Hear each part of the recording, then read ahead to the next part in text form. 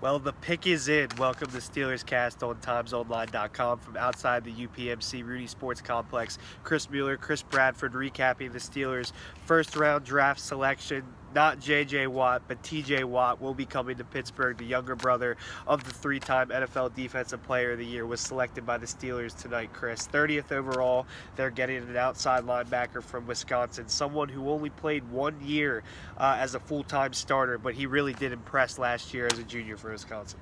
Yeah, Mike Tomlin was sure to say that he's not a raw player, but just a player with not a lot of experience. The Steelers are hoping that T.J. Watt can grow into the kind of player that can possibly one day replace James Harrison. Not sure he's going to be quite J.J. Watt, but if T.J. Watt can become the player that they think he is, then the Steelers think they got a pretty good pick at 30th overall. Yeah, and he has good length, 6'4", 250-pound frame. Still, Mike Tomlin, you said, didn't want to use the word raw, but maybe just inexperienced. Not a lot of game film was something that kind of played into effect in terms of maybe the quote used a lot tonight was just scratching the surface.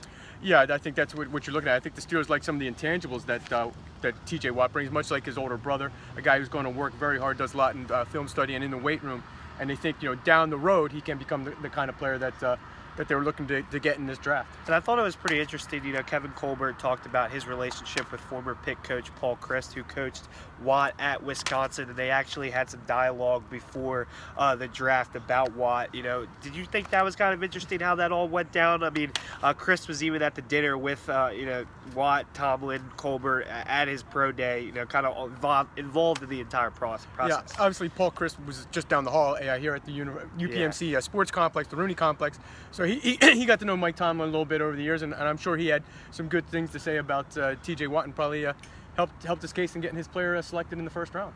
Well, that's all we got here tonight. Be sure to tune in today, Friday, for the second round and third rounds of the NFL Draft. We'll be bringing you coverage all night long on topvideos-bni.com.